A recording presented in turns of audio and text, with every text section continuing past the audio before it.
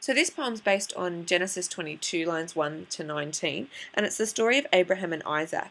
So that story is about a test of faith where God tells Abraham to sacrifice his son Isaac, and when he's about to kill him, an angel goes, "Whoa, whoa, hold up. No, you've proven your faith just because you're willing to sacrifice your son, and that instead you should sacrifice this ram I've just magicked into the bush next to you." And Abraham does that, cool. So it's about the willingness of the old to sacrifice the young, because even though Abraham doesn't end up killing his son, he was more than happy to do that just to prove his love for God, which when we think about it is personal gain. Okay, you are trying to prove to God that you're a good top bloke, and you're willing to sacrifice your kid for that. So that's about personal gain, and Owen is using this to say that just like Abraham, the world leaders and the old are willing to sacrifice the young for their own personal gain.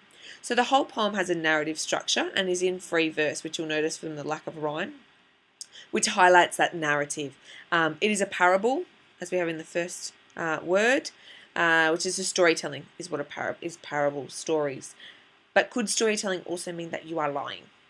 Because when we say you're telling stories, we mean you're lying. So parable. Parable is a story that is told to illustrate a moral or like a spiritual lesson. So Jesus himself told parables to show people the right and moral ways of living, and it's to learn from your mistakes and learn from the mistakes of others, learn from these stories that illustrate a moral. So Owen's wanting us to learn from the mistakes of World War I, but also showing that we haven't learned anything from the Bible. So here we have the old man and the young, which is a contrast between those two things. The old man being the world leaders, the fathers, the authority figures. And the young, which is a plural, is the soldiers and the sons and the young men. So young can be singular, it could be singular, but it seems more plural, whereas old man is definitely singular. So it's like a few world leaders sacrificing heaps of young soldiers. Let's get into it. So Abram rose and clave the wood and went and took the fire with him and a knife. Abram. We notice that it's not Abraham, which it is in the Bible. So the same dude in the Bible, but his original name is Abram, and he's made Abraham by God when God made him the father of many nations, which suggests to us that protection of many nations and that support that a father should give and guidance in the right direction. So world leaders, oh yeah, father of many nations, sounds great. But he's not given the name of the father of many nations. He's not given Abraham here, he's given Abram. So Owen is saying pretty much that you have not earned the Abraham because you are not protecting those nations. And you are not supporting them. You're not worthy of it. Then we have words like clave, which just means to split. So he's splitting up the wood and off he goes with his fire with him. Cool. And as they sojourned, both of them together. Sojourn just means to take a break from your journey. So him and Isaac are having a break. And Isaac, who is his firstborn, says to his father, "My father, behold the preparations, fire and iron." Fire and iron, this is a deviation from the Bible. So the Bible, it's fire and wood. So that's what you need for a sacrifice. You need to build a fire. Here he changes it to the materials that are needed to make weapons. So you need fire and iron to make weaponry.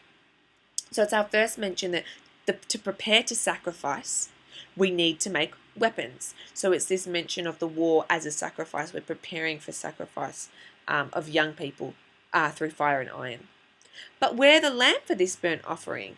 This word lamb emphasizes youth, innocence, naivety, and purity. It's also animal imagery, so the young men are lambs. But this kind of naivety where Isaac's like, oh, but where's the lamb that we're going to sacrifice? And he doesn't know that it's him.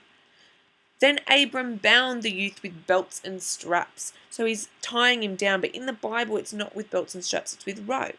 Belts and straps, another one of those war images, because that's what we would use to carry weaponry and ammunition.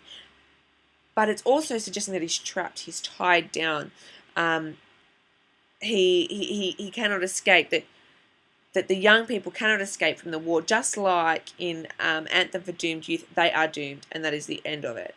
They cannot escape their destiny of being doomed. So it's metaphoric of how they're trapped and unable to escape the war. And they builded parapets and trenches there. We can see that that's a war image quite obviously. And builded also is an active verb. So someone's doing the building. So it suggests that the older generations have made war specifically to sacrifice the youth, because they're building the parapets and trenches. In the Bible, he's building an altar. So an altar is purpose built to sacrifice animals. Just like here, he's likening it to that to show that the war is purpose built to sacrifice young men. Just like in Anthem again, where we have the cattle whose purpose is for slaughter. The purpose is for slaughter again. So, and stretched forth the knife to slay his son, when lo, hold up, wait, hang on a second. So lo is used to draw attention. It means wait. An angel called him out of heaven, saying, lay not thy hand upon the lad, neither do anything to him. Behold, a ram caught in a thicket by its horns. A ram is trapped, it is caught. It's like saying lock horns as well, okay? So it's caught by his horns, which we know means to disagree with someone or have a situation where neither person's willing to back down. It's a conflict. So this is a metaphor for the world leaders are not willing to back down from this war, from this argument that they are having, and the ram is trapped. So the world leaders are trapped because they refuse to back down from the fight. Then we have offer the ram of pride instead of him. So offer is like to compromise. Well, maybe you could do this instead. So ram of pride. Pride is represented by the ram locking horns. So it's their pride. They are locking horns. They're not willing to back down to sacrifice their pride.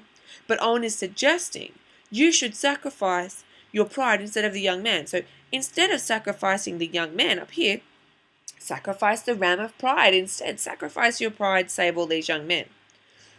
In the Bible, remember, Abraham goes, yep, cool, and he does that. In this poem, he does not. We have this last couplet. But the old man would not do so, but slew his son, and half the seed of Europe one by one. But signals a change in the tone and the direction of the poem, so he's choosing to sacrifice his son over the ram, which sounds cruel and horrible to us. Owen is saying that the old men would rather sacrifice the young at war rather than their pride. They would rather sacrifice the young than their pride. This is a deviation from the Bible. So it's also that Abraham is doing the slaying. So it shocks the reader, because it's saying that the world leaders are killing the men themselves. It's active. You are doing this. And half the seed of Europe one by one. It's our first obvious reference, only obvious reference to World War I. So we have half the seed of Europe. And seed, we remember from futility, is plant imagery, and the sun should rouse it, and it's about growth. And he's slaying the seeds. He's getting rid of the no growth. So this rhyming couplet is at the end, is out of place. It rhymes. The rest is in free verse. It breaks. It's irony. It's ironic because it's an unexpected outcome. It's so different from what happens in the Bible. And that's what shocks us. And it's emphasized through its rhyming. But it does maintain that biblical tone throughout the whole thing. This biblical language, this archaic language, and really hammers this message home. So the things to notice in Parable of the Old Man and the Young are that the poem is an allegory. Remember that word. This means an extended metaphor, is all that means. But it's where a story is used to discuss more complex ideas and issues. So one story is used to discuss another, like it is in this poem. It uses a Bible story. That's the story that's being used as the allegory, which shows by being a Bible story, it's an ancient story, shows we haven't learned. It's a tool for the powerful. That's a well-known story. The final couplet that changes the tone and the original story. That war is equated with sacrifice for the gain of the powerful, of the world leaders throughout, using that war imagery instead of the sacrifice imagery of wood and altar and stuff. And the older generations, the world leaders and their pride is what is responsible for the war. So that is why we're in this war, for their pride and because of them. Don't forget to do your whisk.